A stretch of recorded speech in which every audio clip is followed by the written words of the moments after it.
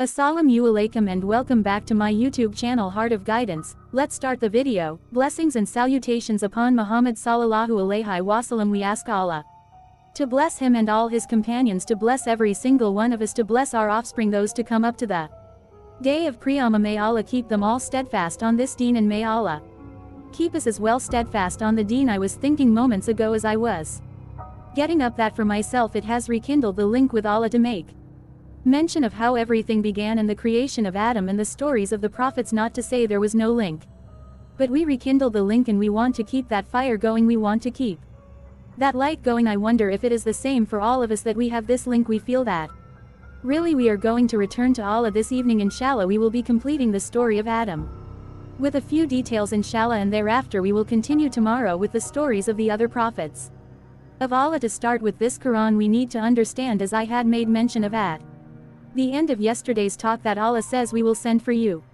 reminders, and whosoever turns away from the reminders, they will be resurrected blind. If you recall, we made mention of it, and we read the verse which happens to be in Surah, and thereafter there is a point that needs to be highlighted. What did the kuffar of Quraysh used to say at the time of the Prophet sallallahu alaihi wasallam when the Quran was being revealed? They knew that anybody who listens to this Quran, they are automatically inclined towards it. One is to look at the face of Muhammad sallallahu alaihi wasallam is already a turning point. You need a little bit of sincerity and your turn, and after that to listen to the words of the Quran, it melts you. Allahu Akbar. Today there were so many verses that were read, and I was thinking to myself, I wish I could pause to translate some of those verses. One of them, Allah says, applause, music, applause. Oh man, if Allah wills, he can delete you and replace you with others. If Allah wants, he can wipe you out and bring others in. Another place in the Quran, Allah says the same thing, that if you are not going to worship Allah, if you want to turn away from Allah's worship, he does not need you. Oh man, he can actually delete you. You know how powerful is that word delete? Imagine if someone had to tell you, I'm going to delete you, and you look at them and say what you probably take your gun out for them in this country. May Allah, and here Allah is saying, he's explaining how independent he is and how dependent we are. He says, if I so will, I can actually delete you and I can bring others. May Allah never do that to us. So that's a powerful voice. Another verse that we mentioned this evening, that sometimes in order to please people and to seek status, we please people in the displeasure of Allah, and Allah says, do they want to seek that status with those people? They're in the displeasure of Allah. Let them know it is Allah alone who owns the dignity and the status. If Allah wants, he can raise you, and if he wants, he can drop you. There is no point in pleasing people in the displeasure of Allah. Rather, if the people are displeased, Allah is pleased, then alhamdulillah, we are heading in the right direction. So the Quran, I'd like to make mention of a very interesting story at the time of Rasulullah, in order to try and tell him that you better stop doing what you're doing. This was in the initial stages, and we don't want you to swear our idols. We want you to take what you want from us, but stop preaching all this that you are preaching about one God and one Creator and Supreme Maker. Why did they decide this? Because they were materialistic people. For them, what made them happy? When they had power, they were elected as chairman, they were elected as someone big, they became happy. That was the height of their life. And I normally say, when someone has got to a peak and they tell me I've got to a peak, I said, does that mean you can die? Now you've achieved what you wanted to from life with us. No, the peak will only come when Allah decides. We, for us as Muslim, and we should be happy when we are obeying the commands of Allah. They decided, let's go and make him some offer, he'll accept one of the offers. So they made him a few offers. The one went to him, and he says, and he was an eloquent man, and he says, we want you to leave what you are saying. If you want, we can get you married to the most beautiful of women. If women is what you are looking for, look at how they're thinking. If wealth is what you're looking for, we make you the wealthiest. If power is what you're looking for, you can be our king and our leader. What is it that you want? We will dish it out to you now, but stop saying what you are saying. And Muhammad said the famous saying, Wallahi, if you were to put the sun in my right hand and the moon in my left, and then you were to ask me to stop what I am saying, I'll never stop it. What that means is, give me what you want, give me that which is impossible. This is a mission I have come with. Then he began to read verses of the Quran. Music. He continued reading it until he got to a place where he made mention of the punishment of the previous nations. This was the verse. He got to this verse. He says, oh, applause, if they are going to turn away, then warn them of the punishment that got to Ad and the mood at this stage. The man puts his hand on the mouth of the Prophet sallallahu and blocks it and says, stop, stop, stop, stop, that's enough. Why? He did not want to hear the punishment. Then he ran back to his people and says, "Oh my people," he went back to Abuja and the others and he says, "You know what, I have heard something today, recitation I have heard, it is so sweet, it is so beautiful, it is so correct, it is so apt, it is something that you just feel like continuing listening to, and it has so much in it and so on, and it is definitely not the speech of man." They looked at him, they said, "What, we sent you to tell that man to get out of what he's saying, and you come back telling us you're almost convinced?" He says, "No, no, no. No, I'm only letting you know what I heard, I'm not convinced, look at this, look at what happened." Now what happens to us? We listen to the Quran, we read the Quran, we understand the message of Allah, are we not sometimes being cheated the same way by shaitan, where we say it's a beautiful Quran, I enjoy listening to this sheikh and that sheikh and this person and that recital and mashallah this one and that one, but how much are we following it? What's the point of getting the enjoyment of the ear alone that was achieved by the kuffar as well? I can tell you a true story. I had stopped one day at the traffic light with the Quran a little bit loud. I don't want to call it blasting, but martial art was loud, and there were people right next to me. They looked at me and they said, you know, they like sort of putting their thumbs up, and I put it down to talk to them and say, "I love your music. What music is this?" So it shows us that if we are going to stop at the soothing of the ears alone, then that happens to the kuffar as well. What's the difference? We are supposed to be taking it further and putting practice to what we listen to. May Allah open our doors and may He grant us a deep understanding. So this is why at that time they did not want to hear any revelation. Shaitan, who had a plan, and that plan was he was going to turn people away from revelation, and this is why Allah says the disbelievers used to say, "Do not listen to this revelation, don't listen to the Quran, make noise whilst it is being read," because as people were listening to it, it was piercing their ears, it was piercing their hearts, and it was going, and they were digesting it, and they were turning. As they were turning, the kuffar did not know how to stop it.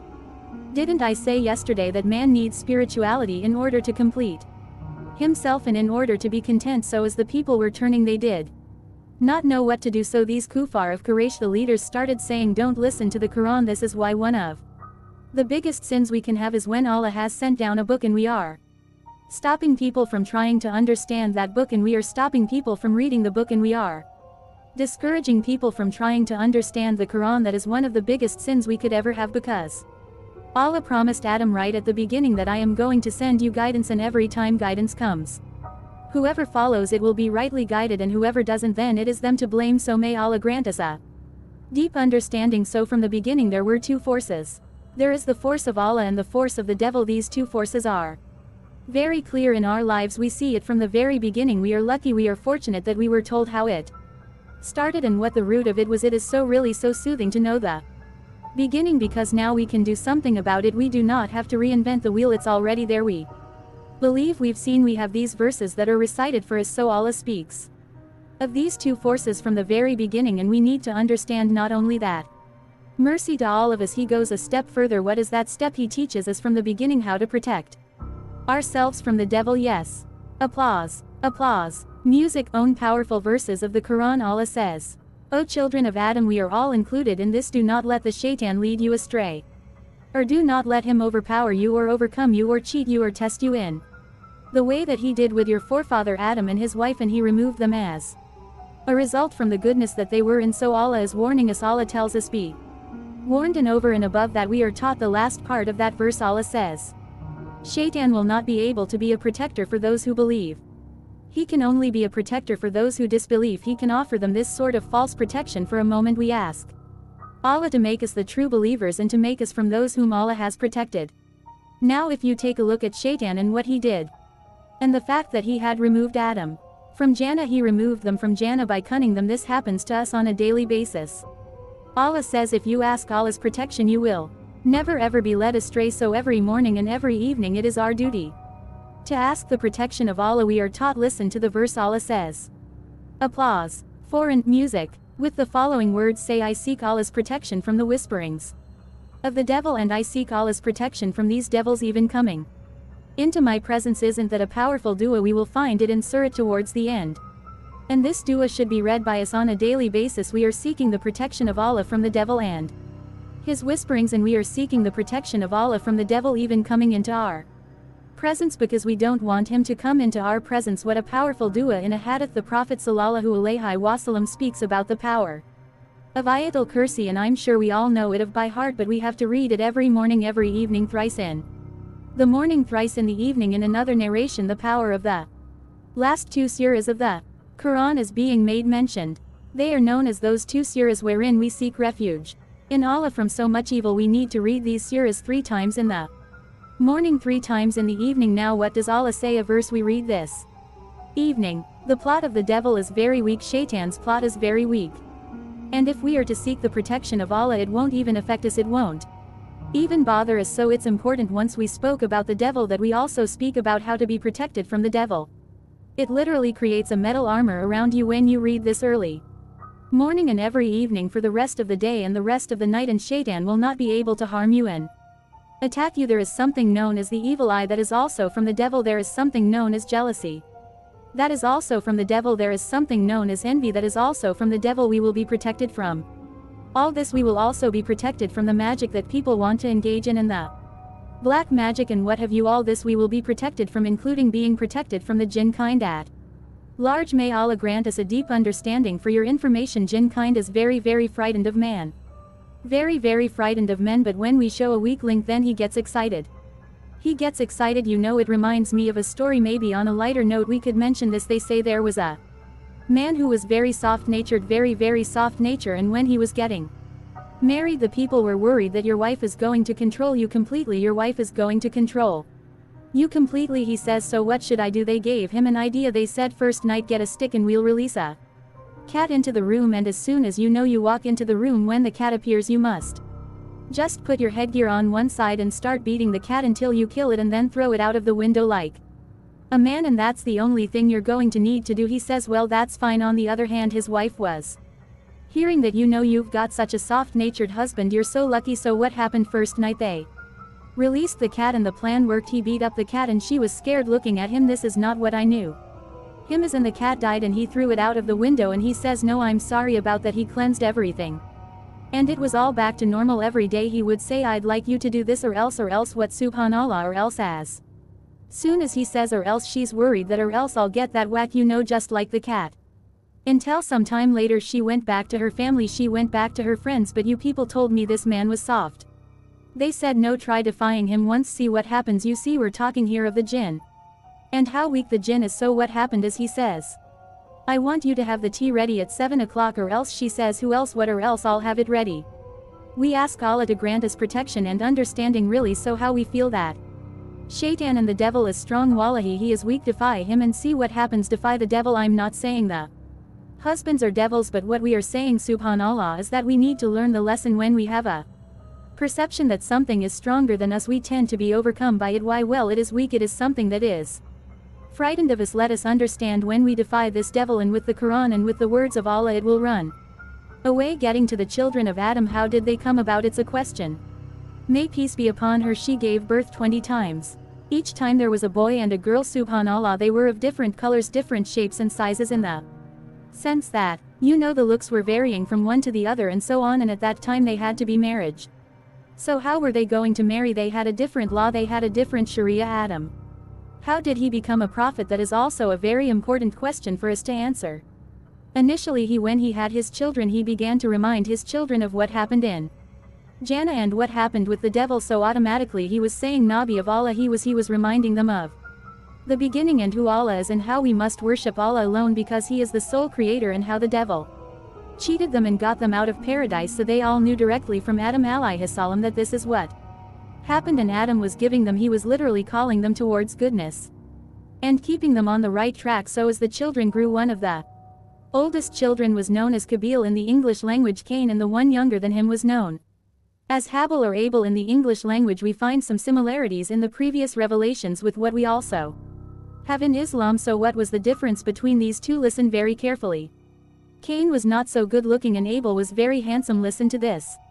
And the sister of Cain was very good looking, but she was born in the same or from the same womb. So those two were what we call womb brothers and sisters from the same womb. And when it came to Abel, he was very good looking, but his sister was not as good looking. Look at how looks affected them from the very beginning. So Adam instructed the two when the time came, and they Allah put naturally in them the inclination towards marriage and partnership and so on. So Adam says, you will marry the sister of this one, and this one will marry the sister of you, meaning your sister. So King, his sister was very good looking.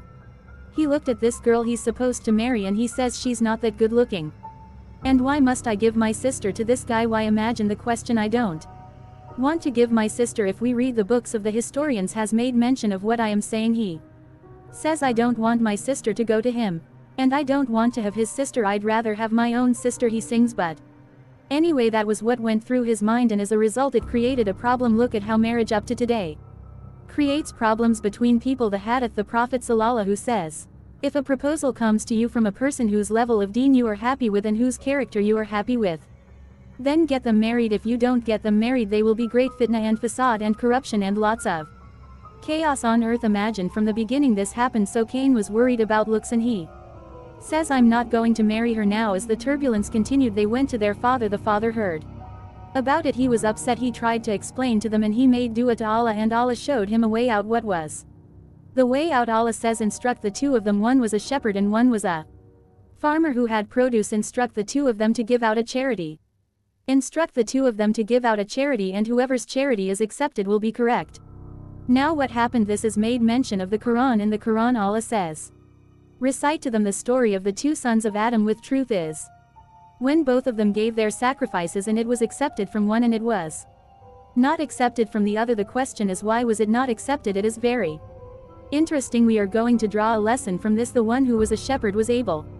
He came with a good animal and he put it on the mountain. Why did they have to put it on the mountain? There were no poor people at the time. There's no poor to give the charity to. So the plan at that time, what used to happen is they used to put the sacrifice on the mountain and then they would go away. When they come back they would see the fire has eaten one or the other. When the fire has eaten your sacrifice, it means it was accepted by Allah, and if the fire has not eaten it, it's not accepted, it's rejected. So this man came with a very good animal and put it there.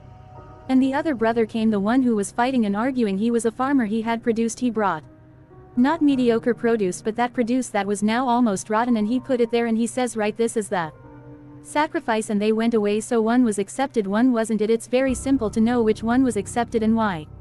Remember, when we give out our zakah is not a voluntary charity. Voluntary charity, you can give what you want, but at least try to give something which is reasonable. So for a voluntary charity you can give second-hand clothes, you can give a little bit of leftover food and so on, no problem, because it is going to be made use of by someone underprivileged. That is a voluntary charity. But when it comes to zakah, don't do that. You need to give that which is good. We are not saying the best. When you go to collect the zakat from the people, don't take the best but don't take the worst either. Take that which is mediocre, the middle. So when we are giving, let's not give the stock that is expired and say that's my zakat, I'm going to deduct it from my zakat. How it's expired? You rather give it as a voluntary charity. Give that which is good. Allah will accept it. You will see the difference of it in your life. But when we've given the poor wealth, sometimes we take a look at the 2.5%, a small percentages occur. Other churches, they're giving 10% of the salary. Go and find out, ask people who are following other churches happily. They come and say, no, this is 12.10 and another 2 from me, and with us it's only 2.5%. And you find a man scrounging saying, you know what, are you sure? I've got to give us a cut on this. Do I really have to? May Allah open our doors. It is from Allah, and wallahi, a charity has never decreased anybody's wealth. That is a hadith. Charity cannot decrease your wealth. How much are you going to use? How much are you going to spend? So when one charity was accepted, the other one wasn't. Listen to the verse.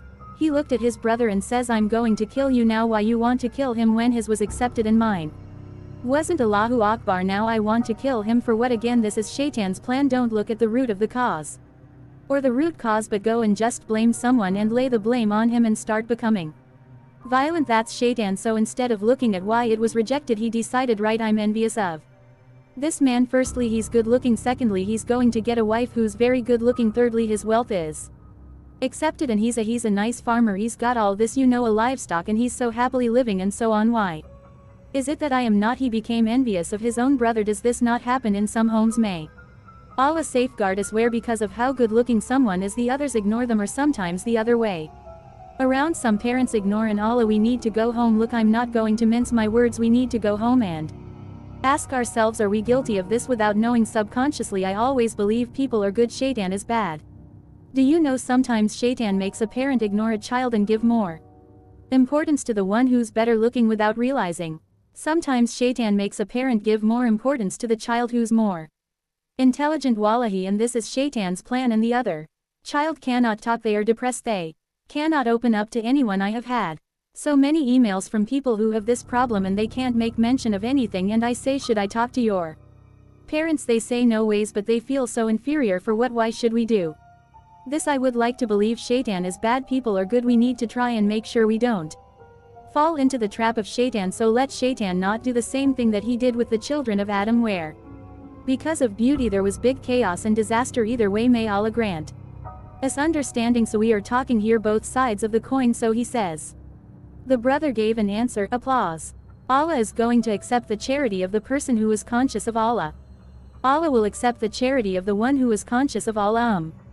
Applause. For and if you are going to stretch your hand to kill me, I am not going to stretch my hand to fight you or to kill you back or to do anything to you, because I fear Allah, I fear our Creator who has created entire creation, and He is the Lord of the worlds. This was the answer of the brother. But what happened? This brother was adamant and Shaitan had taught him how to kill. Imagine. How would someone have known how to kill? You've got to stop this person from breathing. How Shaitan taught him how to murder. So he hit his brother with something very hard, either a rock or something very hard, and he killed him. He killed his brother. As soon as he killed his brother, he sat there looking at his brother and he started regretting. He started regretting. Why did he start regretting? That is Shaitan. As soon as you do something bad and you've executed it, he goes away. When a person commits adultery, it's made so beautiful. The run up to adultery is so beautiful. If he has Iman or she has Iman, as soon as it's committed there is a guilt in the heart straight, because now Shaitan is gone. You feel this is why one narration says, a sign that you are a moment is when your good deed makes you happy and your sin makes you regret. That's a sign you're a moment. But then there are people who will commit adultery after adultery and they will continue and go on and on. There are some on drugs the first 2 times, 2-3 times, they regret after that, no regret after that. They do it openly. One brother was telling me that when they went to the World Cup, only Allah knows, he says, I've seen so many people offering me weed, and when I said no, I don't do this, they said, what, you're probably the only one. I said no, it can't be. May Allah, if it's that common, then may Allah protect us from Shaitan. And I'd like to believe that the brother was telling a lie, because by the will of Allah we are not like that. We ask Allah to open our doors. Once the brother was killed, he looks at his brother and now he went away. He went to Adam and he carried on with the day. And Adam asks him, where's your brother? He says, my brother, I'm not responsible for him. Why do I have to know where he is and what's happening? Immediately Adam knew that there's something wrong. This child is hiding something from me. There is something wrong. Now later on in the evening he went back to the body and he's looking at it, and the following morning he's looking at this body again.